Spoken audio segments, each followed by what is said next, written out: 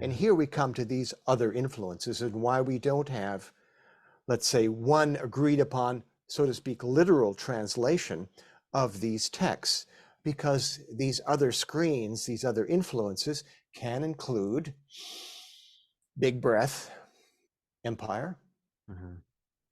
politics, hierarchy, Mhm. consolidations of power in various organizational structures, and that leads to a limiting of the meaning. Yeah. Let's keep it simple. Mm. Let's try to get a creed that everyone can sign up to, like a mission statement of a corporation, and we'll all get behind this one formulation of what the scriptures are going to mean to us. Yeah. If you look in Acts, and I Mhm. point this out toward the end of the book, what you find in Acts, you don't find any profound, complex ideas about Jesus at all. Mm. You have the early disciples, Peter and others, offering an experience of the sacred breath that they received through Yeshua. Mm. Other traditions call this a transmission. They Mm. offer a direct transmission of his spirit, of his breath. And they say, we got it from this guy, Yeshua, and we can give it to you. Yeah. And they do. Mm. And you don't find any, you could say, theological ideas about Jesus, at least in the early part of Acts.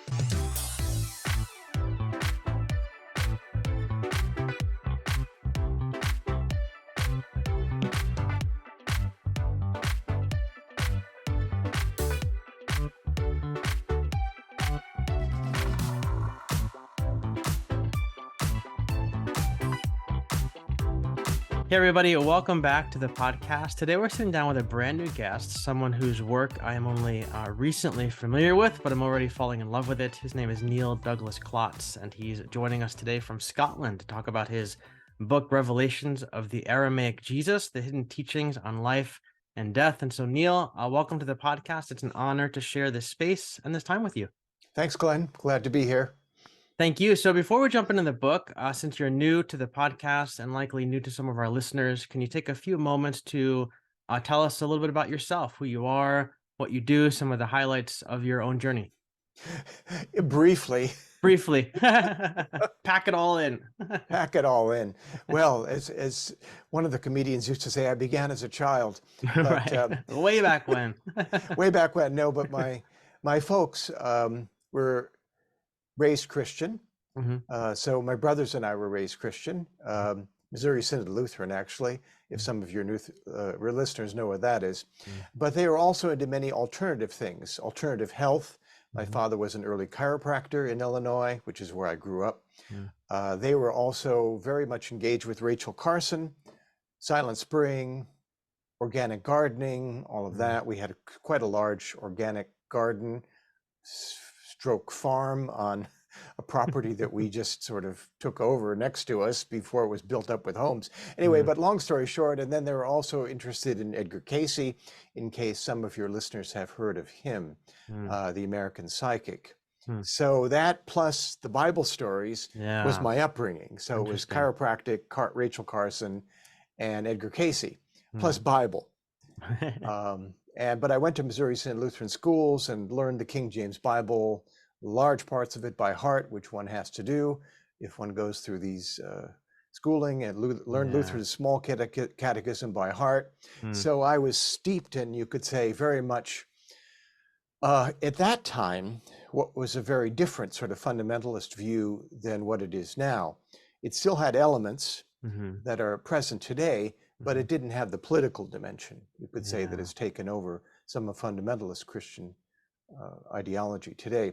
But be that as it may, when I went to university, I went as far away from Christianity as I could. As you can imagine, many people of my age do or did. This was in the early 1970s, not to betray my age.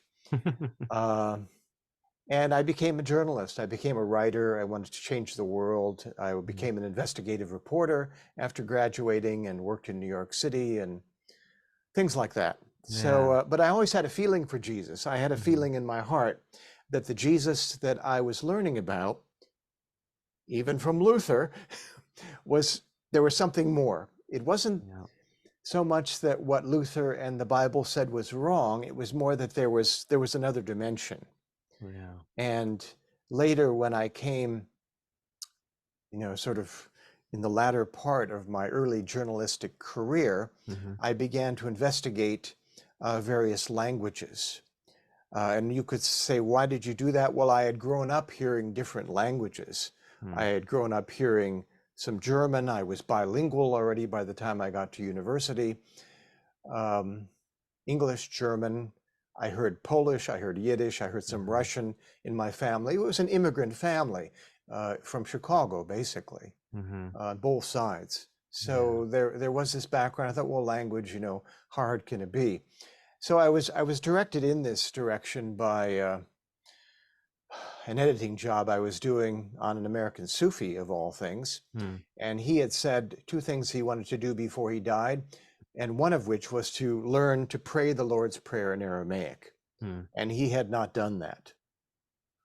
And that struck me. That was a moment. Often one has these moments in one's life that you don't think it's going to be a turning point, but it turns out to be a turning point. Sort of things lit up around this particular saying. So I began to investigate Aramaic. What's Aramaic? Who knows what that is? I knew from doing brief research that Aramaic was Jesus's native language. It was the language he would have spoken in. All scholars agreed on that. But then there's a question of texts, of sources. Where does one find an Aramaic version of the Lord's Prayer, say? And that took some more work. But long story short, I discovered that there was an existing branch of Christianity that still prayed the prayer, Jesus's prayer in Aramaic, with various dialects. And then that's like a rabbit hole. So, I began first with my own inner feeling. I thought, well, okay, let me just pray this prayer and feel the sounds as best as I can feel them. I had learned a bit of Arabic at the time and a bit of Hebrew. So I figured, well, I'll just triangulate those, and Aramaic can't be that different. So I began to pray the prayer, and I had very deep, you could say, interior experiences, inner prayer experiences. And I went to work for a guy by the name of Matthew Fox, whom some of your listeners may have heard of. You could say one of the mainstays, if not the founder, of creation spirituality. And I worked in his university for a while, and Matt encouraged me along this direction with Aramaic. So long story short, and I was trying to be brief, but it's 70 plus years of life experience here, Glenn. So, I researched Aramaic in a scholarly way. And I found out that even that wasn't enough. I researched at the same time what ancient Hebrew, ancient Aramaic, and also ancient classical Arabic would have sounded like, and more importantly, what their view of the world was.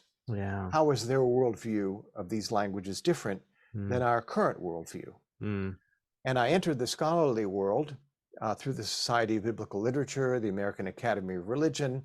I became the co-chair of the mysticism group of the American Academy of Religion for almost a decade. But what I discovered was that scholars were still looking back at these texts, including the Greek text, with a modern worldview. And that was the key moment where I discovered, okay, what I'll do is I'll go get a PhD in hermeneutics, which is if you probably know this if you went through seminary, hermeneutics is the study of interpretation theory through the ages. So I did my dissertation in the hermeneutics of ancient Semitic languages. Semitic meaning those that are root-based in the Semitic stream, ancient Hebrew, we could say classical Aramaic, and the Aramaic, the first century Palestinian Aramaic that Jesus would have spoken, and then on into the Quran, which is 6th century Arabic, which is also quite different. And I discovered quite wide similarities in the way that the roots were rendered or could be rendered. But I'll wait for a moment and go into that later. So that can form part of some of our later discussion. What I love about it seems to me, and correct me if I'm wrong, but it seems to me that a lot of what, like, you grew up in this interesting world with these different angles of faith, and then you talked about going to college and kind of moving away from Christianity, but you still had this sense that Jesus was important, but perhaps even more important than you were led to believe in your upbringing. And I feel like for me, that's one of the things that has kept me here, because I moved away, I would say, from like the Christian faith of my upbringing for a while, because I grew up in a very fundamentalist evangelical world. A lot of the politics was mixed into it that we talked about Yeah. earlier. And I was like, I have to get away from this. But as I moved away from it, I'm like, Jesus is still very interesting to me. And I feel like there's something about the Bible and there's something about Jesus. Like, there's got to be more to it than all of this stuff, than taking all these random verses and piecing together these systematic theologies that I studied over and Yeah. over again in seminary. There's got to be something more. And so when I'm turned on to people like Matthew Fox, has been on the show before, people even like Elaine Pagels has really some Uh-huh. really interesting points of view. People like Alexander Shia, who like these people helped unearth something from like, there is a whole nother layer of things here that if I just do a little bit of digging, I can find different roots of the Christian faith that might feel more Yeah. applicable to me where I am in my life. Definitely. Yeah. All right. Yeah, So your absolutely. book, Revelations of the Aramaic Jesus. Let's start with just talking about like an overview of this book. Somebody goes to the bookstore, they pick up this book, they bring it Sure. home. What can they expect? Who's it for? What's it about? The elevator pitch for your book. Well, the elevator pitch is that this collects 40 years of my work in this area. Yeah. So in some ways, it's an encapsulation Hmm. of all the work that I've done in individual books previously Hmm. on, for instance, the Lord's Prayer and the Beatitudes in Matthew, Beatitudes in Luke, the whole Gospel of John, which was subject of a long audio series that I did for Sounds True, and I did several for them. Mm. And particularly this book, The Hidden Gospel, which picks out, okay, what were the main key words that Jesus used? And if I were going to just learn a half a dozen things of his key words, what would Yeah. I need to know to read the Bible differently? Mm. And Hidden Gospel, I still think is very excellent work. Yeah. But, I'm pushing 72 now, and I felt, okay, I need to gather everything together Yeah. and try to see it from a much wider picture. You could take a step above or take a step wider and look at Jesus's whole ministry Yeah. from the point of view of the different gospels, the different witnesses, and what do they have in common? What Jesus do they reveal? Yeah. And I had been convinced of this for quite a while, Glenn, that no matter which gospel you look at, and Hmm. historical Jesus people divide them up, well, there's the Jesus in Matthew and the Jesus in Gospel of Thomas and the Jesus in John, and they're Hmm. different Jesuses. Well, they're not. Mm. They're viewed from his native language, it's the same Jesus, Yeah. using words differently for different audiences and for different purposes, and different people remember things differently. Yeah. Go figure. Right. I mean, Shocker. well, no, I mean, really. So Yeah. it's rather than one of the basic presumptions of historical Jesus research, you said, well, if he said it more than one time, it must be more true. Right. How? Mm. Why? Is that even logical? Mm. In the ancient world, where memory was much more important than written texts, Yeah. how is that? But still you're going to have different communities remember different things Yeah. because they got it differently. Yeah. Same as if you go to a talk or lecture now, although our modern memory is much more shoddy. But, in those days, people took things to heart differently. So you had different branches of what I call the Jesus movement and what other scholars call the Jesus movement, many different branches, more than we have gospels now. Mm-hmm. And that is an historical fact. Yeah. So anyway, this book, hopefully it's a long elevator ride, but this book collects 40 years of my work in this area. There's a whole chapter on the Lord's Prayer, Yep. chapter each on the Beatitudes. Half of the book is on the Gospel of John, which is extremely important for understanding Yeshua, Jesus in Aramaic. Yeah. And then I take up certain problematic passages, or what are usually problem passages for Yeah. various people that I hear in my talks and my retreats. And I decided just to address those. That part of the book could have been much longer, but Mm-hmm. you could say, okay, well, there's all sorts of strange stuff that Jesus seems to say.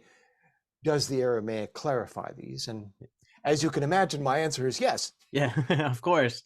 Yeah, I mean, one of the things I want to point out to our listeners is this book is not a fast read because No. for me, I picked up the book thinking, oh, I just opened it up and I flipped through. I'm like, oh yeah, I could read this in like a week and a half. And I got to like page 5 or however long I was already in it for a week. I'm like, there's so much information here, but that makes sense because you said it's 40 years really of research It's and 40 things you've years. been pondering and living through your own life into this book.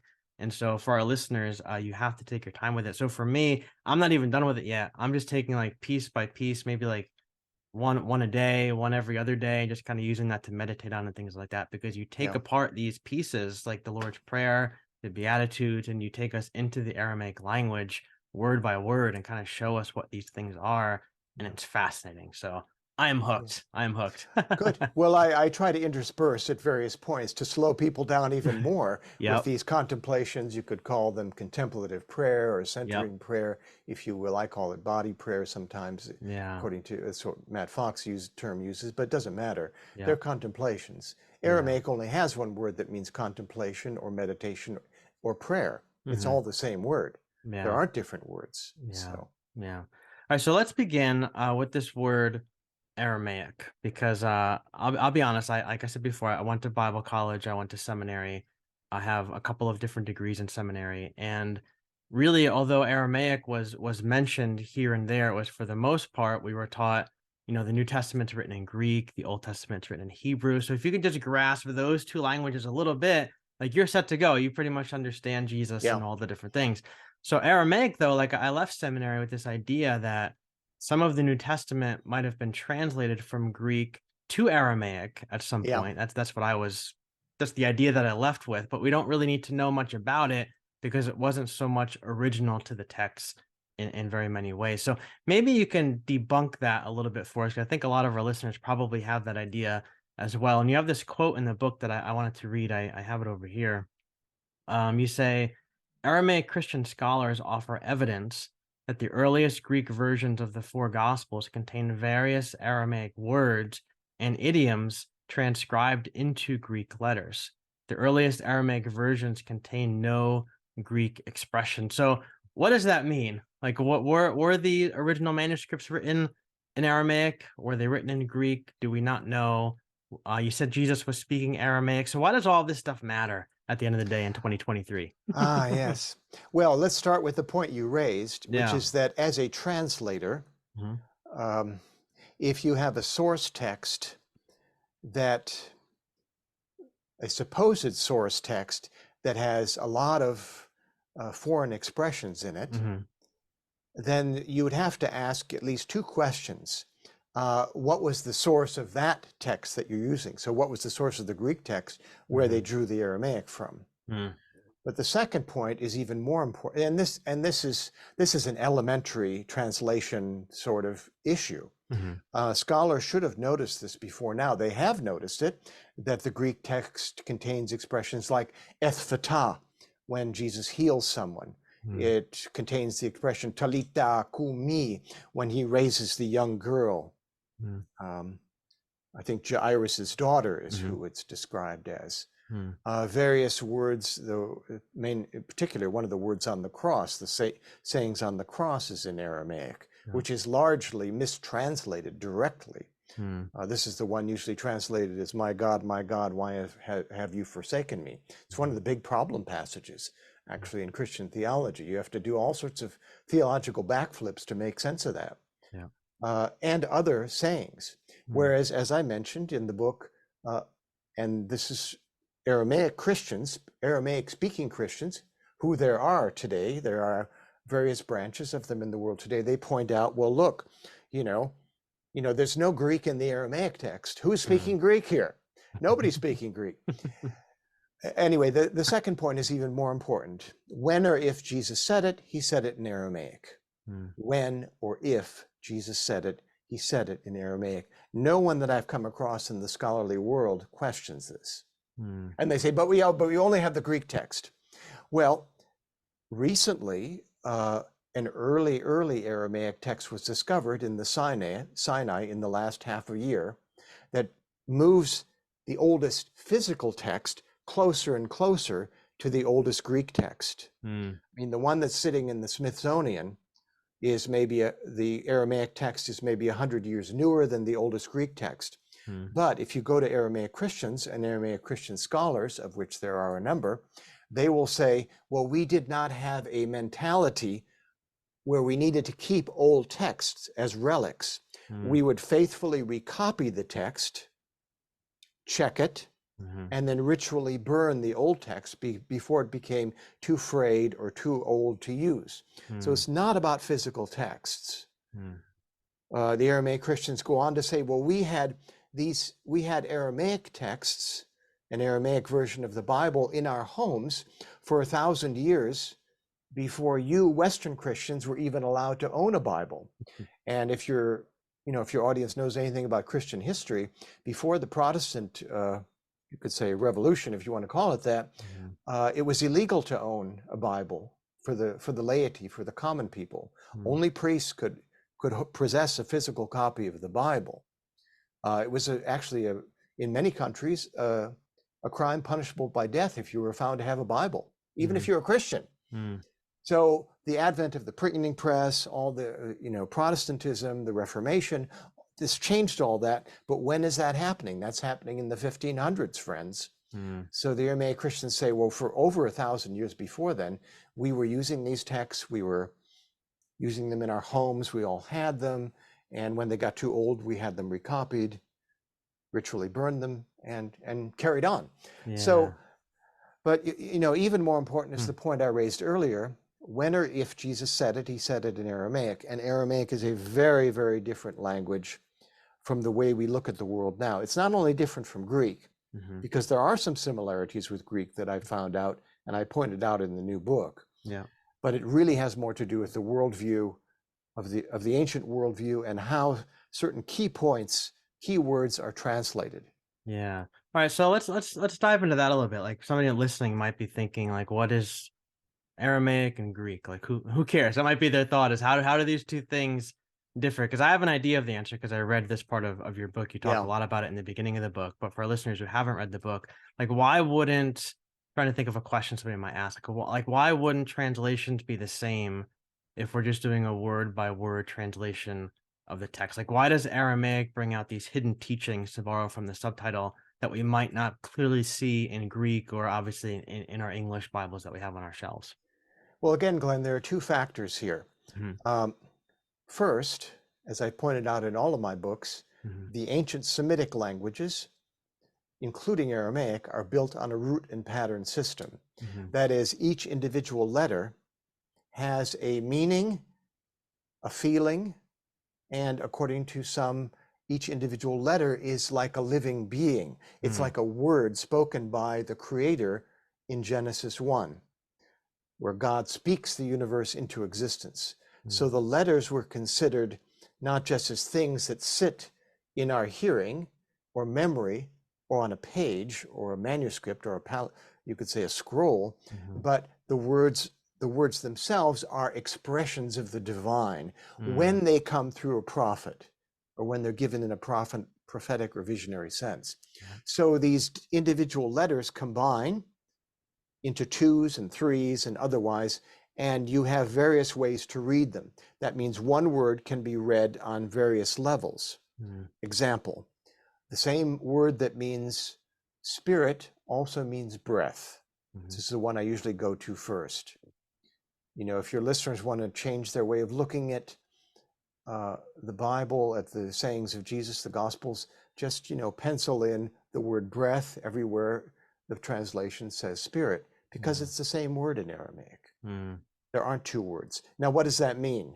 Which is it, spirit or is it breath? Is it like spirit everywhere, Holy Spirit, or is it my breath? Well, the answer is it's both. It's both.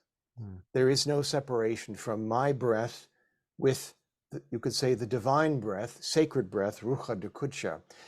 The only separation is the separation I make by myself feeling separate from it. The only separation is the screen I put in front of myself to think only I exist and only I am important. That's the difference.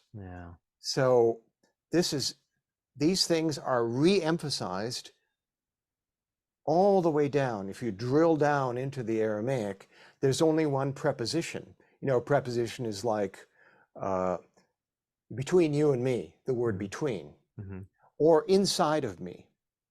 I feel this inside of me. Well, in Aramaic, it's the same word for inside, within me, and between you and me, among us. You could say it's the same, the within and the among is the same preposition. Yeah. So when Yeshua, Jesus, is said to have said the kingdom of heaven is within you, or the kingdom of heaven is among you, and historical Jesus people make all sorts of hash about that. He said the same thing both times. He had to say the same thing both times. He only had one preposition he could have used. Yeah. Now, how do we know Yeshua, Jesus, spoke Aramaic? Because all of his listeners only understood Aramaic, or 99% of them only understood Aramaic. Greek would have been understood by only a few people at his time, mostly those who collaborated with the upper class, with the Romans, with the people that the Romans had placed in charge of the temple, or the various, you know, the courts of the various Herods in the different provinces, and Latin even less. So 90% of Jesus's listeners were all poor underclass people. They only would have understood things in Aramaic. Yeah. Wow. It seems like, I mean, it seems to me like the Aramaic language then has like an endless amount of nuance to it, right? Because I mean, depending on you said like the sound, because every letter has its own meaning, then the Yes, sound, but then if you start merging different letters together, create correct. different sounds with other words to create different sounds, like you can just, the meanings can just expand and evolve from there. Yeah, Is that a good way to put it, or? yeah, no, that's a perfect way to put it, Glenn. The Hebrew, the Jewish tradition knows this quite well. And it's the basis of Midrash. If you studied any of this at seminary, Midrash or Midrash, the different ways of interpreting the scriptures. And of course, you know, you can interpret them in a more outer way, Sure. and you can interpret them in a more inner way, or you can do a both and. Yeah. And different Jewish groups, scholars do different things. There's, of course, the formal Midrash with a capital M, which was written down. You know, the early rabbis have their Midrashim on various, you know, elements of the scriptures. But then there's also this informal, the small M Midrash, which continues today as a tradition. Also in the Arabic language tradition of the Quran. Sufis interpret the Arabic of the Quran quite differently than, say, fundamentalist Muslims do. It allows for both. It depends on what other influences are there. And here we come to these other influences and why we don't have, let's say, one agreed upon, so to speak, literal translation of these texts, because these other screens, these other influences can include, big breath, empire, politics, hierarchy, consolidations of power in various organizational structures, whether they're church or empire or other sorts of things. And that leads to a limiting of the meaning. Let's keep it simple. Let's try to get a creed that everyone can sign up to, like a mission statement of a corporation, and we'll all get behind this one formulation of what the scriptures are going to mean to us. If you look in Acts, and I'm sure some of your listeners have, and I point this out toward the end of the book, what you find in Acts, you don't find any profound, complex ideas about Jesus at all. You have the early disciples, Peter and others, offering an experience of the Ruach HaKodesh, that is the sacred breath that they received through Yeshua. Other traditions call this a transmission. They offer a direct transmission of his spirit, of his breath. And they say, we got it from this guy, Yeshua, and we can give it to you. And they do.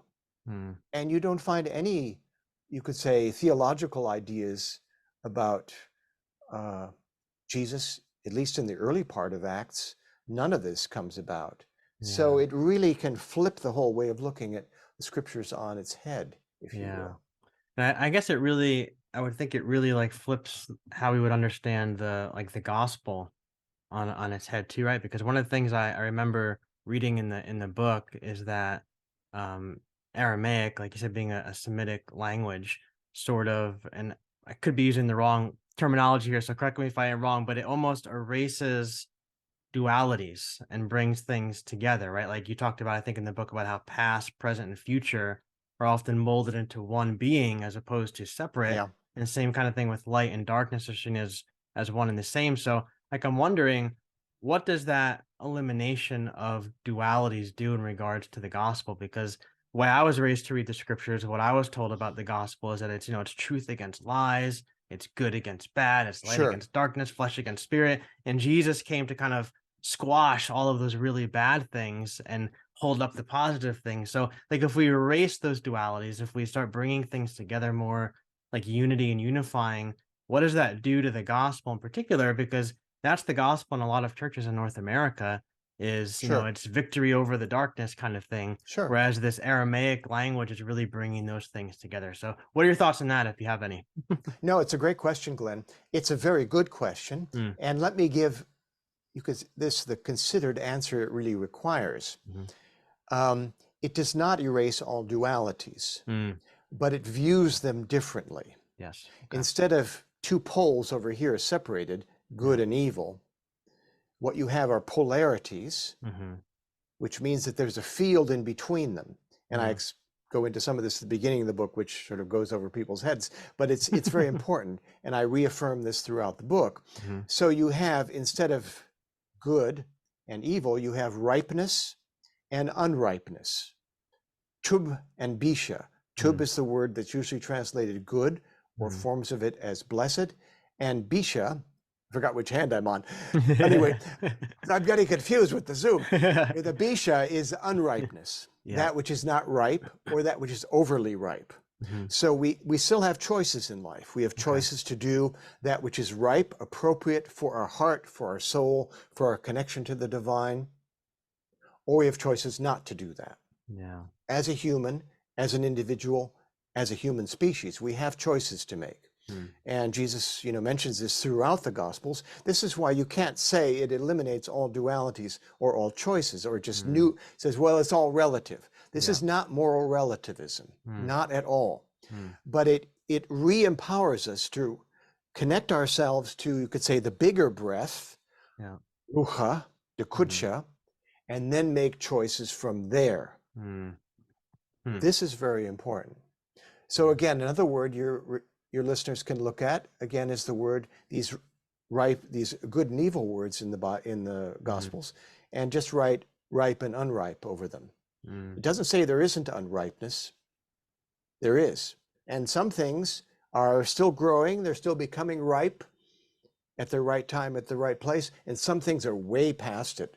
We could say they're past their sell-by date using British language. It's like, hey, time for the compost for this behavior in my life or in our life as a community, as a culture, whatever.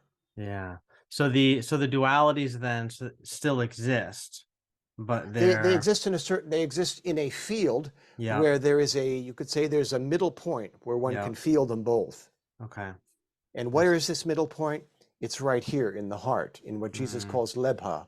This is what mediates between our life here and now, in this dimension. I'm trying to do a circle here. Sure. And our life, you could say, connecting above and beneath us to that which is much bigger than us, this bigger breath, soul. You could say the part of us that is infinite soul, if you will. And both of those polarities, both of those sides are contained within the breath. Correct. And so it's our job as human beings, according to Yeshua, to live in the middle and to always be checking in with our soul. I'm using the word soul here just for ease of use. It's what I use in the book. Some people translate it as capital S, self. I won't argue about the English words. Jesus calls it rucha. It's the big breath of which my smaller breath in this body, in this flesh, is a part. It is a part of that. So we cannot exclude our individual life, our individual choices that we make here from this breath. It's just that we need to come from a different place and clear some of the blinders that we have to the Sure. fact that we are really an infinite soul in a body, clear some of the blinders to that so that Yeah. we can live appropriately. Yeah. Yeah. Okay. So can we look at maybe a piece of the Lord's Prayer as an Sure. example to all of this? Because that was one of the first scriptures I memorized as a kid.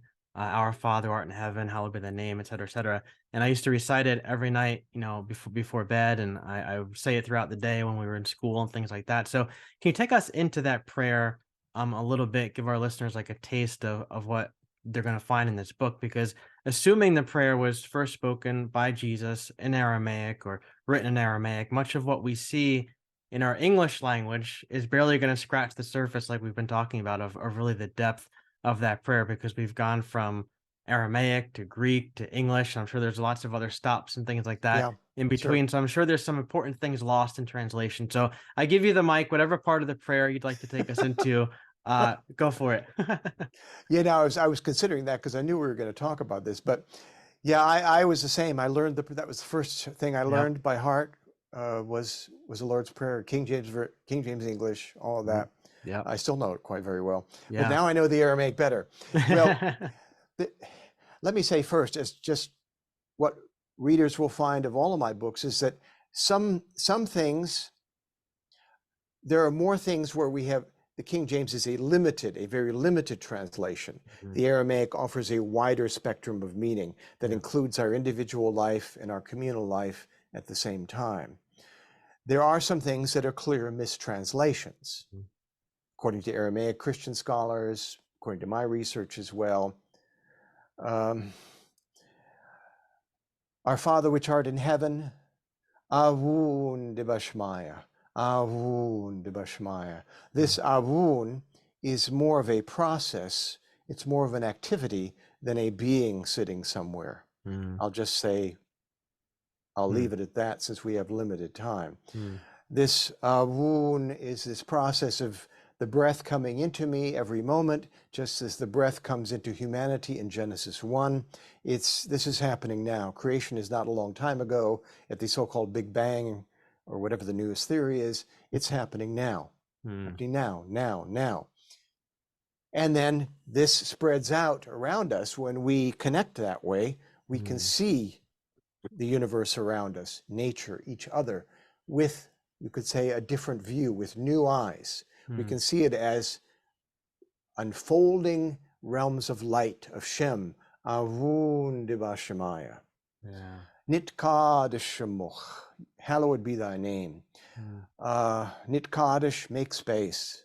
Let there be space for this Shem, for this vibration, you could say, this feeling of connection. mm, Connecting to the bigger breath, connecting to Allah, which is what Jesus calls God. mm, Tete mal kuta, usually translated, thy kingdom come. Tete is come. It's more of an emphatic form. It's like come, come. And mm, malkuta is feminine gendered in Aramaic, as it is in Greek, actually. You might wonder how they got kingdom out of all of that. mm. Um, I'll leave that question aside. It's probably addressed in some of your other podcasts. But yeah, a lot of feminine gendered words, even in Greek, end up masculine in translations. Yeah. Enough said. Mm, Let your I can, your vision and empowerment come now. mm, So open my eyes, open my ears, open my senses, so mm. that I feel not only a different vision of my life or my surroundings, but I'm able to act on it. Yeah. And then you could see the breath, speaking of breath, although the breath is not mentioned so far, is gradually coming more deeply into life. And finally, it enters the heart. Let thy will be done on earth as it is in heaven. Well, Mm, let's just say Sibianach is more like heart. Let your desire of your heart, your meaning Allah, meaning God, the Aramaic word for God is Allah. mm, Let your desire come through me and unite mm, my individual life, Ara, so not just the earth or mm, some objective earth somewhere, but the earth in me, the earthiness in me, my individualness. Let it unite that with at least with my community, with my communal life, and hopefully with much more than that, with my world, you could say, with my surroundings. So this dimension again, and this dimension. Again, we find this in Arun Dibashmaya, Arun Dibashmaya. So this is repeated here.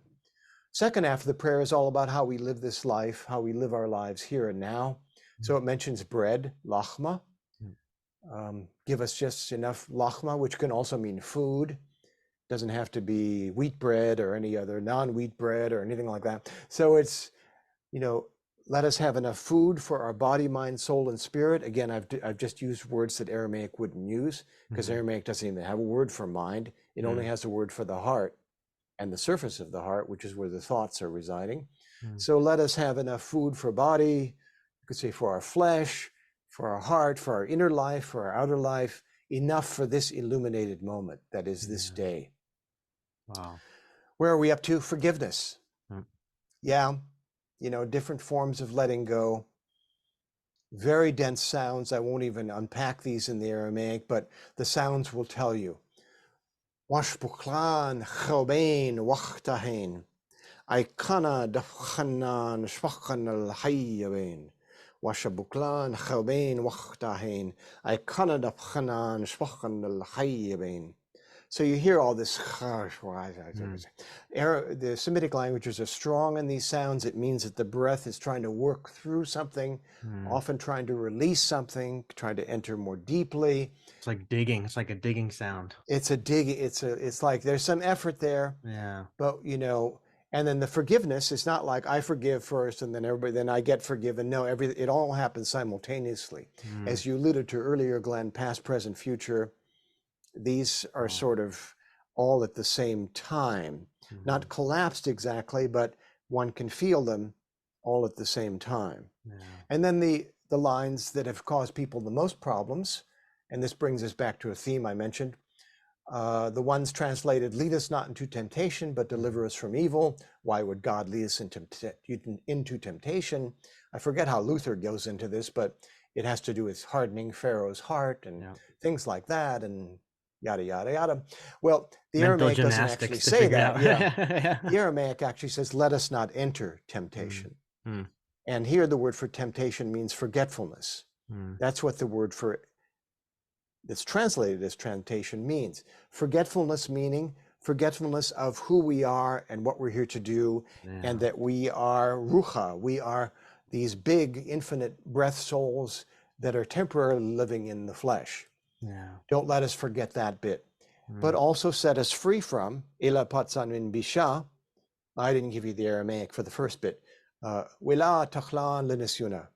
That's the don't let us enter forgetfulness. Ila patsan min bisha. Don't let us enter bisha. Unripeness. Help us make right decisions at the right time in the right place. From everything that has gone before in the prayer, let us live from there and make proper decisions.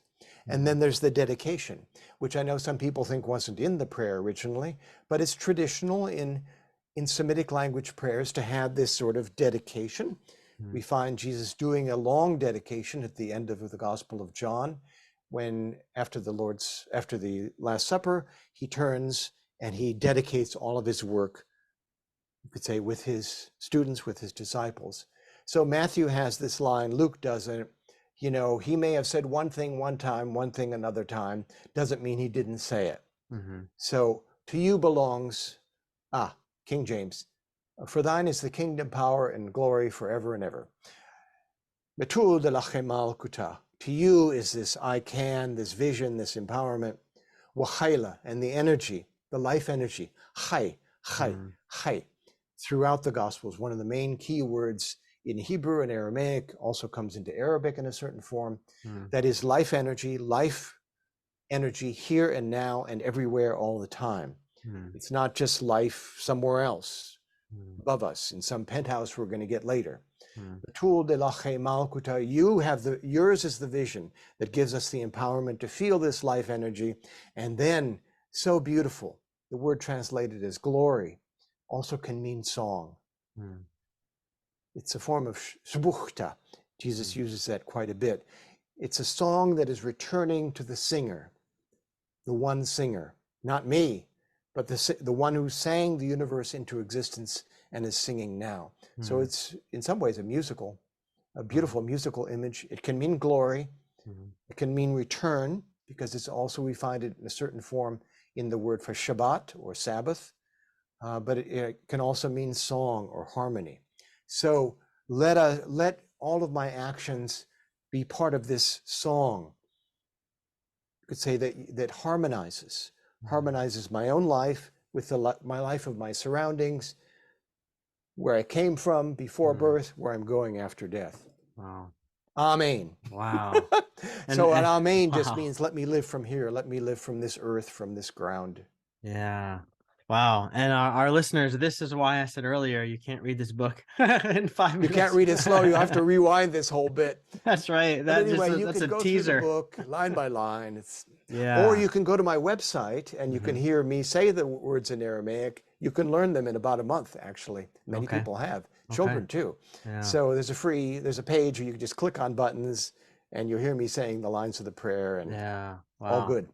There's so much in there that I would love to comment on if we had time, but the thing that jumps out at me is the piece about lead us not into temptation, because that twist on things that you just shared is really how I've come to understand the gospel in my own personal life. Is it's just that we forget who we are, and that the purpose of Jesus is to remind us of who we are. I feel like Jesus is like God's mirror, saying this right here, if you would just stare at this for a while, you'll remember who you are. And that's the whole thing, is we go through life, we pick up our baggage, whatever it is, we forget who we've been created to be. And then we come across a Jesus figure, we come across Jesus, and we remember like, oh yes, this is where I'm supposed to live from. And I think that what you just brought out in the Aramaic in that prayer is such a beautiful synopsis of what is really at the heart of the gospel.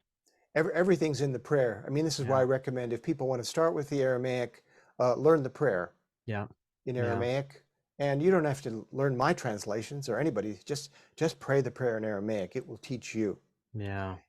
Getting into Aramaic is more difficult, so well, just go to your website and copy it. We'll copy you. yeah, well, use my words as a jumping off point for your own experience. That's why I write all these books. That's why I bother to do all the scholarly work, is to sort of make excuses to scholars who basically need scholarly excuses to look into something more deeply. Yeah. All right, so we're just about out of time, but two really quick questions. Number one, is there even anything out there that is a Bible that is from Aramaic to English that might even bring out a smidgen of the little bit of things that you're sharing with us? That's question number one. And then number two, I know you have a website. I think you have a community group, things like that I'm sure our listeners would love to maybe be part of, if you want to share about that. Sure. In brief, given what I said earlier, the ancient Semitic languages do not really allow for a literal, only one meaning, word for word translation. So literal translation is an oxymoron for the ancient Semitic languages. When a prophet is speaking, when a person who is collected to God, to the divine, is speaking. Now, it doesn't mean, they couldn't say, go down to the corner and meet me there at, 1/2 the sun, because they didn't have clocks at that time. But when a person like Yeshua, Jesus, is speaking, yes, this is always meant to be interpreted in all these different ways. Some people start with the Bible of George Lomsa, which will correct some things, like this lead us not into temptation part. Lomsa, early Aramaic Christian, came to America, 1940s, 1930s, actually, was funded by then fundamentalists, because fundamentalists at that time wanted to know how Jesus actually spoke. So you can go for that. Also, my current favorite one-word translation, just a gloss, is that of George Kiratz, Kiraz. If you go to Gorgias Press, Gorgias, Gorgias Press, his Aramaic to English Bible, good one to have if you want to get into this at all. But again, remember, there is no one literal translation that's going to give you all these. My Western mind wants 40 one. years doing all this stuff.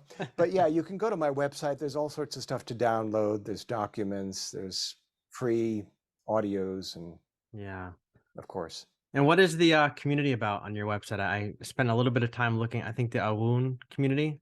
Well, right now it's mostly online, and Yeah. that different people connect when I'm online.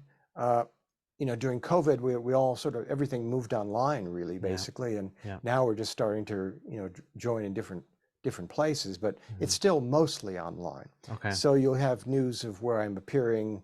Uh, there's a group that meets every quarter, I think, Mhm. where we meet online, and I offer some things, and then we all do some practice together, like that. Great. Well, I will put all of those things in the show notes, but like I said, we're just about out of time. But thank you so much for taking time for me, for our listeners. It's Sure, been a lot of fun. Thank you for the work you do. And maybe we can do it again sometime because you have more books. I have absolutely. more questions. Just shoot me an email. Excellent. Thank you.